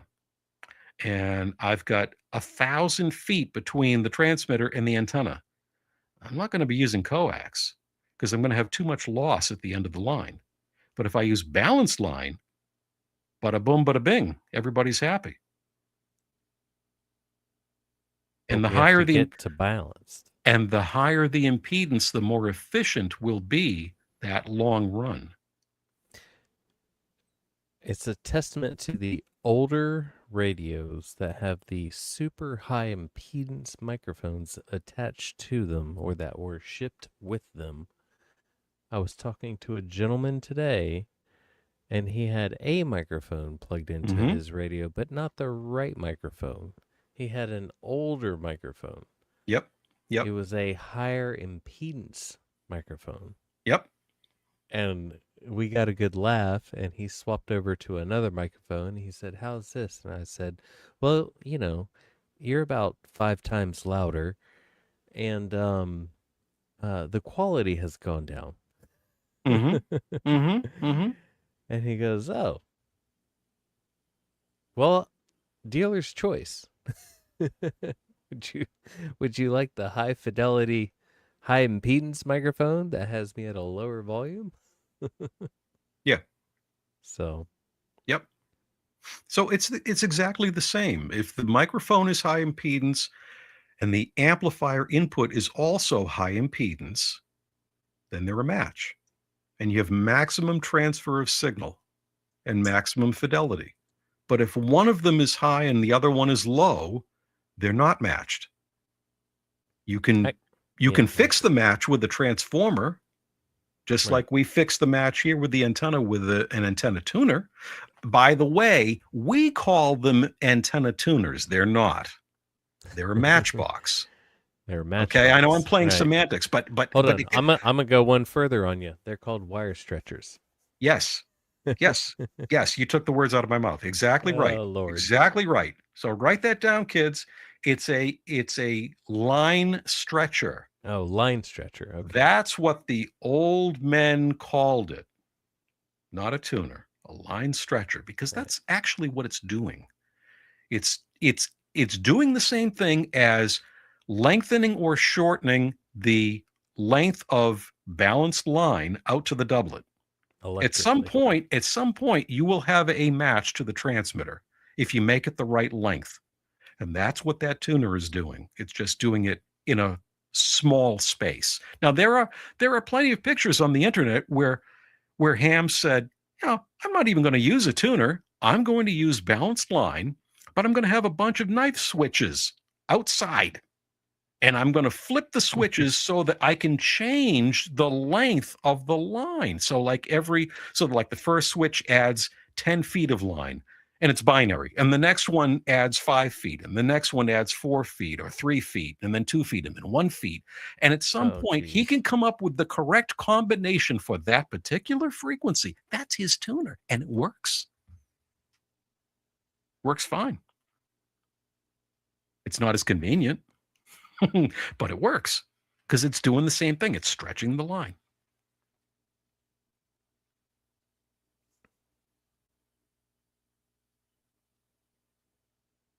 I'm real excited about balanced line in my my ham journey at this Mm-hmm. point, Hollywood. I gotta tell you, I've got a hate for coax at the moment, and it's because I've corrupted him.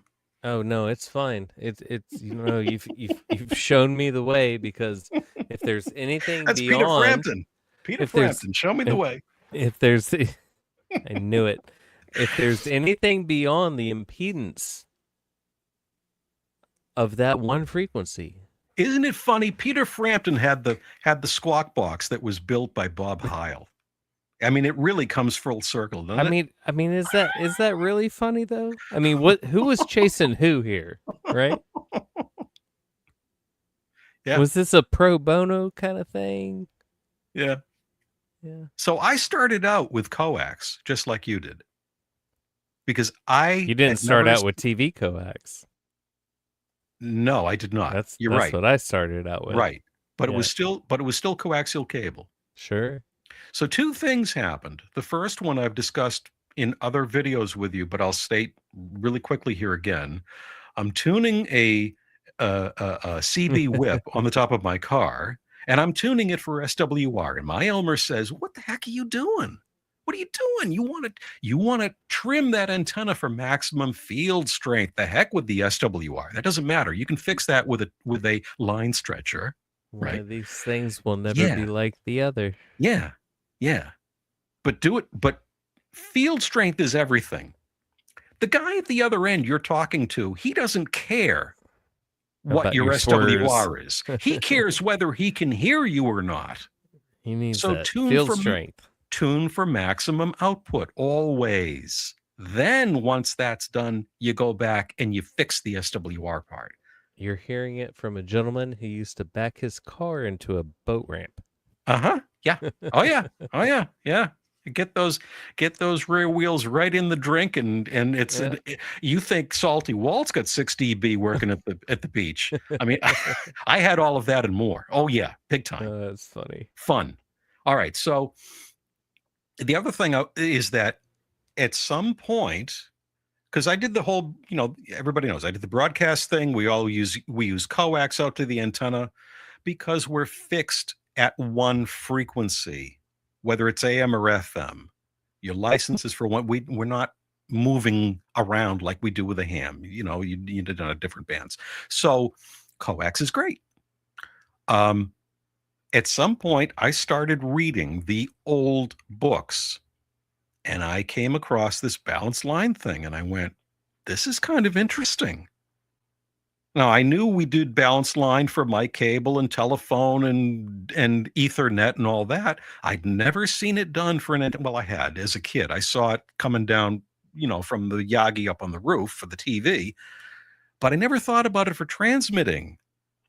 And here's the old book saying, you can use this for transmitting and you can build your own and it's easy to do. It's sometimes easier to do. Yeah. Yeah. Try building coax sometime. It ain't easy. I mean, if anybody knows about my situation, I have almost 400 feet that I have to leave Mm-hmm. until I get to the backfield where I can then deploy, God's antenna. But Mm-hmm. Yep. until then, I'm confined within my feed line. And I never knew until now that my feed line was my greatest adversary. Mm-hmm. Yep. Yep.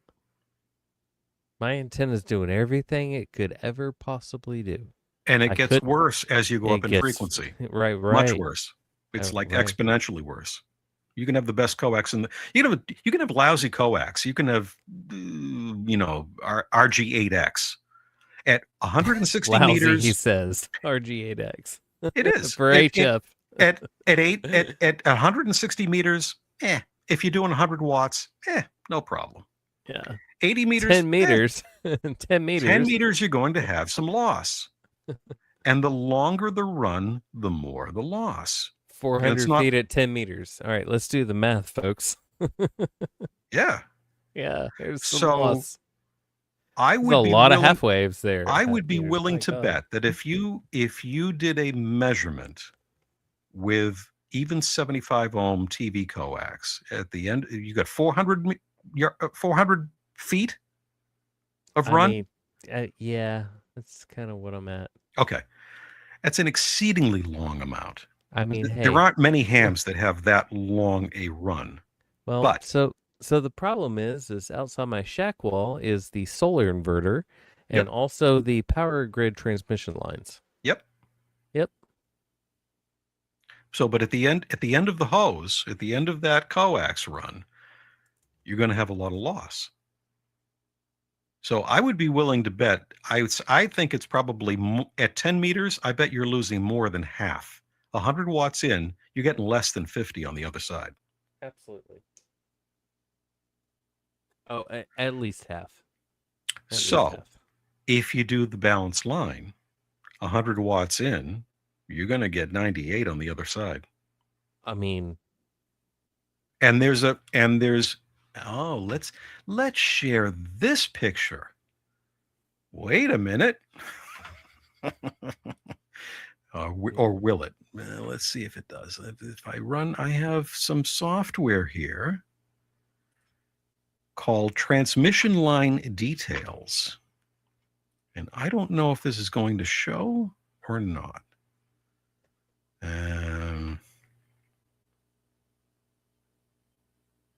So I'm back on StreamYard.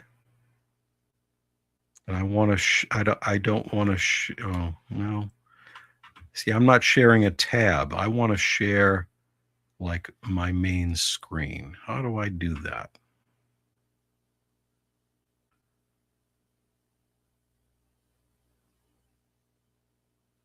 It's not telling me what I've got here. I'm afraid to click on an X and disconnect from you. That's the problem. If I do, I'll rejoin, okay? Don't go anywhere. Hold your breath. All right. It says I'm in the show. Am I still here? oh yeah. Okay, good. All right. So it unshared my screen. That's right. Okay. Now I'm going to click on share screen. And we'll go like that. No, window, entire screen. Hey. Look at that. Take it away, Hollywood. You got transmission. Okay. So what do we see? This is a program. It's free. It's called Transmission Line Details. Grab it on the internet while you can. So this is very scary. This drives people bananas. It's just a Smith chart. Smith charts are nothing more than a map. When you walk into the mall and it says you are here, that's all this is doing. It's saying you are here at this blue dot and you want to be at the one in the center, the bullseye. That's the match to the antenna to the transmitter. All right, but here's the thing. This software will allow me to use coax or a balanced line, and then there's a list. There's an entire list of different. Look at times LMR. Here's LMR 400. Is 9913. So there's all kinds of different coaxes, and I can change the length. Well, let me just do it. So let's pretend that we have RG8U. And I'm going to leave all this alone up here because this is correct. It matches the RG8U. Okay, so what frequency am I talking on? So I'm on 3.5 megs. And at the antenna, I'm going to make it simple. I'm going to make it a matched, correct antenna. No SWR on the line. So we'll say 50 with an X of 0. Okay. Input watts. I can make it anything I want, but let's just keep it simple. We'll call it 100 watts. It's a regular ham radio transmitter. 100 watts out. The length of the line, in Ziggy's case, because we're going to do Ziggy here, he's got 400 feet. Easy. Okay. All righty. Look down. Now this is multiple connections. This is best case. This is best case. This is a matched antenna. It has a 1-to-1 perfect match. Look here. Power at load. 72 watts. 100 watts in, 72 out. Yeah. And that's RG8. And it's at 3.5 megs. So watch this. Yeah. Watch. Let's go to. It's got 20, them in there already. 20 That's meters. Adorable. No, I don't touch 20. No, don't insult me. Please go up. Oh, please. No, I don't. You want to go to 10? Yeah, I don't. Yeah, go straight to 10 or 11. Here's 10 meters. I honestly, folks, I don't touch 20 meters. That's for. Here's 10 meters. We're at 28 megs. Okay. Watch. Run it.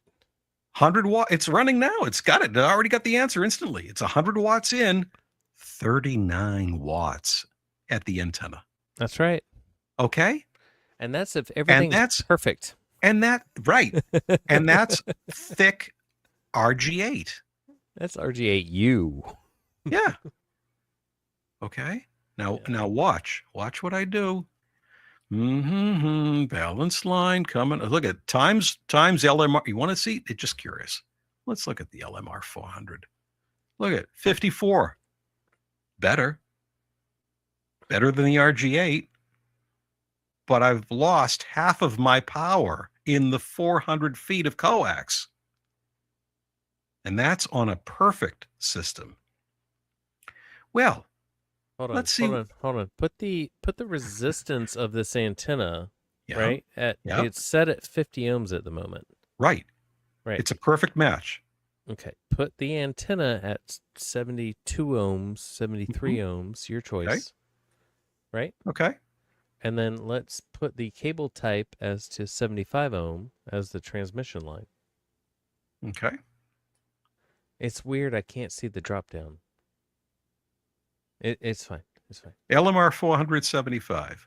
There we go. Okay. 75 is the impedance right here. Yep. Okay. Yep. So we haven't changed anything else. I get roughly 60 watts. 100 in, 57 coming out. It's still rough. Yeah. But it's better than 30. I'll take 60 over 30. Yeah. Yeah. But I don't think you're using LMR 400 at 75 ohm. No. Okay. So let's go a little further down. Generic 600 ohm open wire that you can make at home. Look, I haven't changed anything. I'm up to 71 watts now. You see it? It's right here? Yeah, it's better already. By 10%. Haven't changed a thing. Nope. 71 watts. If I increase the impedance of the antenna, let's make it a folded dipole. So instead of 73, it's going to be 300. So let's type in 300. Look at what I got now. 89 watts go through. Oh, because it's resonating out there. Well, because the antenna is a higher impedance. It's a 2-to-1 match to the line. It's 300 Okay. ohms, right, on the antenna. It's a Yeah. 600 ohm line. That's a 2-to-1 match. The folded dipole, I guess Yes. I've not Yes. fully digested. Yes. If we add a third wire, so now it'll be 9, right? 9 times, right? Times 72. So what's that? Let's call it 1,000. 89 watts. So if the Oh my antenna god. is 1,000 ohms and I'm using 600 ohm line, I get 89 watts. Now, there's another key to this. It also shows me that of the losses, the losses being 10.2 watts right here. Okay. Of the 10.2 watts, 87% of that 10.2 watts is lost in the conductor.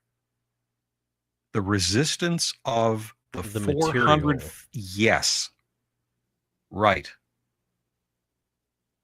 It's I mean, it's yeah, you can't help just the that. resistance. It's like the DC resistance. It is, even though it isn't DC, but it's as though it's like if you put a light bulb at the far end and you put a battery on this end, how bright is that bulb going to be?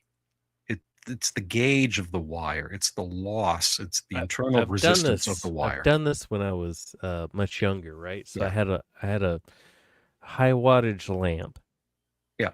but I wanted to use it over here. But my Yep. battery was over here, so I took Right. some really thin speaker wire because that's all I had as a kid, Right. Right. and I connected them, and I was like, "What the shit? This thing's not bright at all." Right. Sure. Because you've got all this resistance That's right. in the circuit. Yeah. So transmission line details shows you a whole bunch of stuff. It shows you, how much is going in, how much do you get on the other end, but it also shows you of what you lose, where is it being lost? In this case, it's being lost in the conductor. Very little is lost in the dielectric, the next one over, Yeah. and very little loss in In reflection. the reflection, which happens to be about a 2-to-1 SWR on the line. 600 versus 1,000. It's almost a 2-to-1. I could make it an exact 2-to-1. Let's call this Wow. 1,200. Okay. So That's now a the lot. this is a 2-to-1, but it's only 19% of the 11 watts lost. Here's the loss, 11 All right. watts. All right, all you new hams. Your 2-to-1 antenna Yeah. is perfectly fine. Yeah. But it's more fine if you use high impedance balanced line. If I now go back to the coax, I mean, what do you see what the losses are going to be? Was I 20% of the effective loss, though, RGA? is Look at respectable. all of the losses now. It's 70% are in the reflection Right. because I've now switched to coax. Right. 90 But watts. 50 ohm coax. That's the kicker. Yeah. Yeah. Yeah. Because now you're doing impedance transformation like That's right. crazy every That's half right. wave. That's right. Yeah. 90 watts goes up in heat. Only 8 Oh my God. get out the other end. You're only getting 10 watts out the other end. Yeah. Yeah. Yeah. Holy cow. This is why we are taught to use a dipole antenna fed with coax, and then you absolutely must trim the ends so No. that it's a match. No. Don't trim the ends. I know. I understand. But this is why. That's this is what where you it comes taught from. me. That's But what this you is taught where me. it Don't comes trim the from. ends. Because if the Tune it antenna at the shack. is a match to the line, then my losses will be minimized. Because I'm using coax. If I use balanced high impedance line, all of that gets thrown out. Who the heck cares? You want it as large as you can, and to a point, so that it beams the signal where you want it, and then you make up the difference with the tuner, and the losses in the line will be minimal. It's almost comical. Another The hard loss thing level. as a young ham Yep. is accepting that the losses in the tuner Yep. are negligible. They are negligible. Yeah, They are negligible. because you're electrically changing. Yeah. You're not incurring more losses by adding more magical length. So I started. When I joined tonight, I started with an L tuner is more efficient than a pi or a T type because there were 3 components there versus the L has 2. And that is correct. But we're splitting hairs. Fine. You're going to have more loss in the line than you will in the tuner. Yeah, it's not worth. Yeah, talking about. So like, Dave Castler's right. Everything, interferes with their, everything matters, and any little connector you have on the end is going to add up, and that is true. But I think in the real world, the majority of your loss is going to be in the transmission line. And maybe the way the antenna is set. And probably bigger than both of those is how is the ionosphere playing at that particular point in time? Because let's face it, if the band is hot, you can put up a coat hanger and you can talk across the world.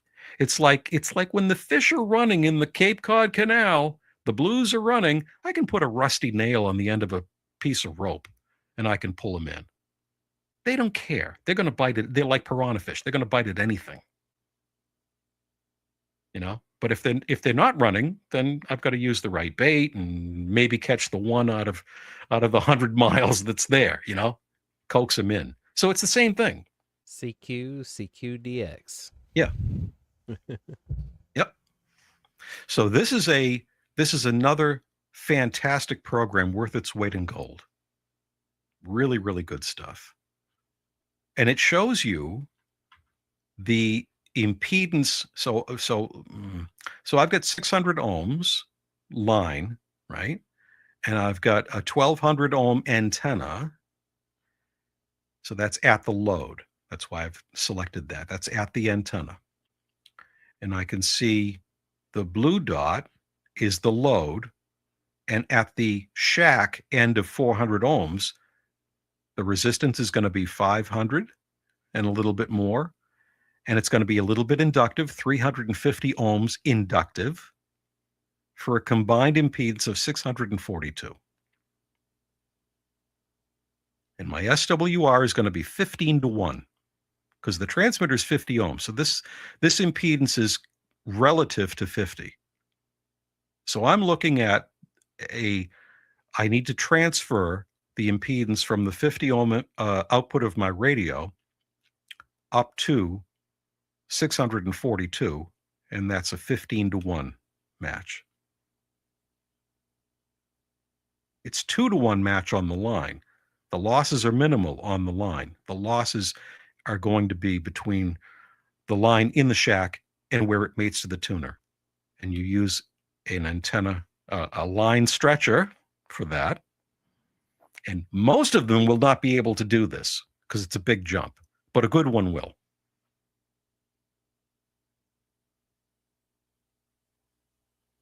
The one inside your radio will not be able to do this. It'll only match a 3 to 1. No. But a good external tuner with ease. No problem. No problem. This is fun, Hollywood. I got a little boy that's still up, believe it or not. Oh my. Yeah. Okay.